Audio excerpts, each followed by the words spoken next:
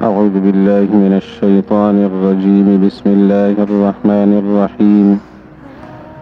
وبدا لهم سيئات ما كسبوا وحاق بهم ما كانوا به يستهزئون. صدق الله العظيم. وبدا لهم، اور ظاہر ہوں گی ان کے لیے، سیئات و برائیاں، ما کسبوا جو کچھ انہوں نے کیا ان کی، وحاق بہم اور ان کو گھیر لے گی، ما کانوا بہ یستہزئون جس کا وہ مذاق اڑا رہے تھے اس کی سزا۔ قیامت کا حال بیان ہو رہا ہے، تذکیر بالموت وما بعد الموت۔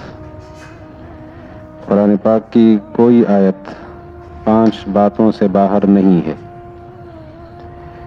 یا اس آیت میں اللہ تعالی باطل فرقوں کا رد فرمائیں گے، ان کے غلط عقائد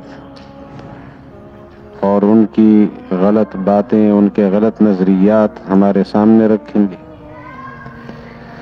اور یا ان کی غلط باتوں کا اللہ تعالی جواب دیں گے۔ اور وہ 4 بڑے فرقے ہیں، 4 بڑی قومیں ہیں، مشرکین، منافقین، یہود اور نصارہ۔ تو قرآن پاک کی بعض آیتیں اس دائرے میں ہماری رہنمائی کریں گی، یا پھر قرآن پاک میں اللہ تعالیٰ کے احکام بیان ہوں گے۔ آپ نے اللہ کے حقوق ادا کرنے ہیں، اور آپ کے ذمے بندوں کے حقوق بھی ہیں، خود بھی ایک بندہ ہیں آپ، اور آپ سے متعلقہ لوگ بھی اللہ کے بندے ہیں، تو بندوں کے حقوق ادا کرنے ہیں۔ اللہ کے اور بندوں کے حقوق ادا کرنے کے لیے شرعی رہنمائی اور ربانی ہدایات وہ بیان ہوں گی، اور ایسی آیتیں تقریباً 500 ہیں، احکامات۔ یا پھر قرآن پاک کی آیتوں میں اللہ کی نعمتیں بیان ہوں گی، اللہ تعالیٰ کی اپنی صفات کا بیان ہوگا، جن کے ذریعے سے انسانوں کی غفلت کا ازالہ کیا جائے گا۔ تذکیر بآلاء اللہ، اللہ کی نعمتوں کے ذریعے سے انسان کو نصیحت، اور یا تذکیر بایام اللہ، حالات، واقعات، گزرے زمانے کے حالات و واقعات بیان ہوں گے، ماننے والوں کے کہ انہوں نے اللہ کی بات مان لی، اللہ کے پیغمبر کی ترتیب کو اپنا لیا تو کیسے کامیاب ہو گئے، کہ آج کامیاب لوگوں کی فہرست میں ان کا شمار ہوتا ہے۔ یا یہ کہ نہ ماننے والے لوگ اللہ کو نہیں مانتے یا اللہ کی نہیں مانتے، انہوں نے اپنے اس عمل کے نتیجے میں اور اپنے اس نظریے کے نتیجے میں کتنا نقصان کیا، ان نقصانات کا تذکرہ،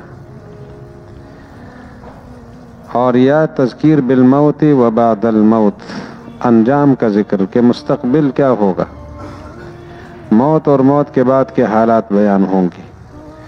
تو قرآن پاک کی کوئی آیت ان 5 باتوں سے باہر نہیں ہے۔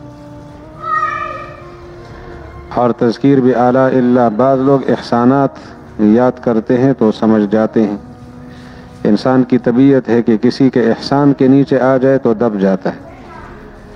الانسان عبد الاحسان، انسان بندہ، غلام ہے، غلام احسان کا۔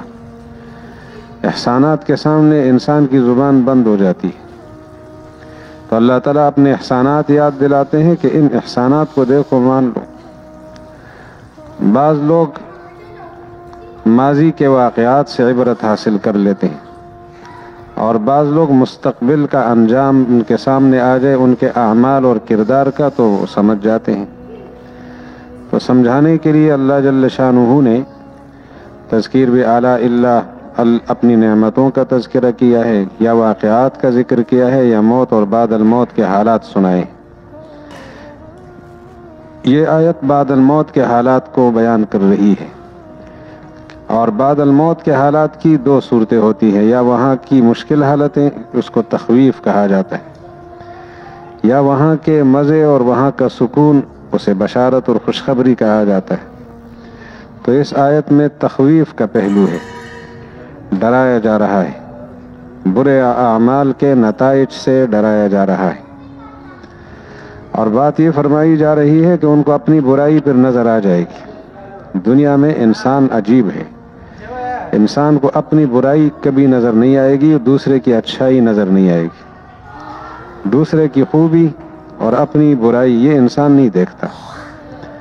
اس کے پاس دو آنکھیں ہی اس لیے ہیں کہ دوسرے کی برائی دیکھے اور اپنی اچھائی دیکھے، اور دو کان بھی اسی لیے ہیں کہ دوسرے کی برائی سنے اور اپنی تعریفیں سنتا رہے۔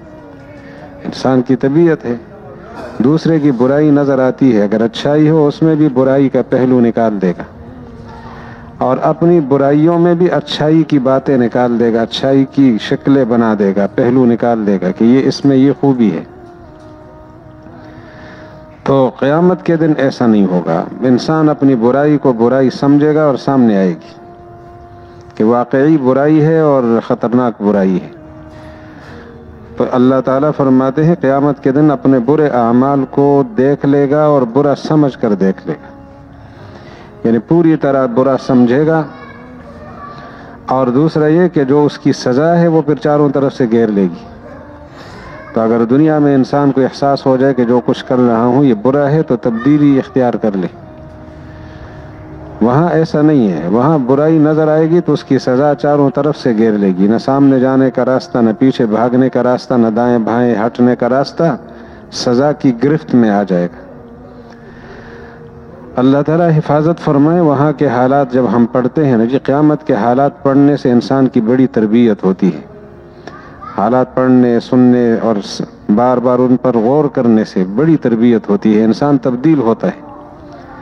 قیامت کی ہولناکی انسان کو بناتی ہے، یعنی ہولناکی نہیں اس کا تذکرہ، قیامت کی ہولناکی تو عذاب ہے لیکن اس کا تذکرہ نعمت ہے۔ سورہ رحمان میں اللہ تعالیٰ نے دوسرے رکوع میں قیامت کی سخت مشکلات کا ذکر کیا کہ آسمان پھٹے گا، انسان بڑی مشکل میں ہوں گے، جہنم میں پھینکے جائیں گے، ان کو سزا ہوگی، یہ باتیں ہیں، اور ہر سزا کے ساتھ فَبِأَيِّ آلَاءِ رَبِّكُمَا تُكَذِّبَانِ، اپنے رب کی تم کون کون سی نعمت جھٹلاؤ گے۔ اس پر ایک ملحد نے اعتراض کیا، ہندو دیانند سرسوتی آریہ سماج کا لیڈر تھا۔ اس لیڈر، آریہ سماج کے اس لیڈر نے یہ نظریہ دیا کہ دنیا کے سارے مذاہب غلط ہیں، صرف ہندو مذہب ٹھیک ہے۔ تو ہندو مذہب کو ٹھیک ثابت کرنے کے لیے اس نے تمام مذاہب کا رد لکھا ہے، حتیٰ کہ اسلام کو بھی معاف نہیں کیا۔ اسلام پر اس نے یہ اعتراضات کی ہیں عجیب و غریب، قرآن پاک پر خاص طور پر۔ تو ایک اعتراض اس کا یہ ہے کہ اس سورہ رحمان کے اندر جہنم کا تذکرہ ہے، قیامت کا ذکر ہے، اور اس کی سزا اور ہولناکی کا ذکر ہے، اور ساتھ کہا جا رہا ہے کہ رب کی کون کون سی نعمتیں جھٹلاؤ گے۔ تو یہ جہنم کس نعمت کا نام ہے؟ یہ آسمان کا پھٹنا کس نعمت کا نام ہے؟ ہمارے حضرت امام اہل سنہ مولانا سرفراز خان صفدر رحمہ اللہ حضرت شاہ عبد القادر رحمہ اللہ کے حوالے سے فرماتے تھے کہ اس لیڈر کو احساس نہیں ہوا، شاہ عبد القادر رحمۃ اللہ علیہ نے اس لیڈر کے آنے سے پہلے لکھا ہے۔ یہ جو آریہ سماج کا لیڈر دیانند سرسوتی تھا، یہ مولانا قاسم نانوتوی رحمۃ اللہ علیہ کا معاصر تھا، شاہ عبد القادر رحمۃ اللہ علیہ سے پہلے گزرے ہیں، کہ انہوں نے پہلے یہ بات لکھی ہے کہ جہنم نعمت نہیں ہے، قیامت کی ہولناکی اور مشکلات نعمت نہیں ہے، لیکن ان مشکلات کی اطلاع نعمت ہے۔ خطرہ نعمت نہیں ہے لیکن خطرے سے آگاہی تو نعمت ہے۔ ایک آدمی کو سخت سزا ملے گی تو وہ سزا تو نعمت نہیں ہے، لیکن اس سزا کا پہلے اطلاع اس کی دینا یہ نعمت ہے کہ اس کو احساس ہو جائے اور بچنے کی تدابیر اختیار کرے۔ تو قیامت کی جو مشکلات ہیں یہ بھی اللہ کی نعمت ہے، ان کا تذکرہ، کہ ہم ان مشکلات کو سمجھیں اور اپنے آپ کو بچانے کے لیے کوشش شروع کریں، اہتمام شروع کریں۔ تو یہ آیت ہمیں پیغام دے رہی ہے کہ قیامت کے دن انسان کو ساری برائیاں نظر آ جائیں گی، اور اس کی برائی کی جو سزا ہے وہ سزا اس کو گھیر لے گی. خاص طور پر جس چیز کا وہ مذاق اڑاتے تھے دنیا میں، انسان معاذ اللہ اللہ کا مذاق، رسول کا مذاق، آخرت کی باتوں کا مذاق، قرآن و سنت کی تعلیمات کا مذاق، ان کی سزا جب گھیرے گی تو پھر انسان نکل نہیں سکے گا. اللہ جل شانہ ہم سب کی حفاظت فرما دے. السلام علی رسولہ الکریم وعلی آلہ واصحابہ اجمعین. اللہ تعالی ہمارے گناہوں کو معاف فرما دے، ہدایت والی زندگی نصیب فرما دے، گمراہیوں سے حفاظت فرما دے.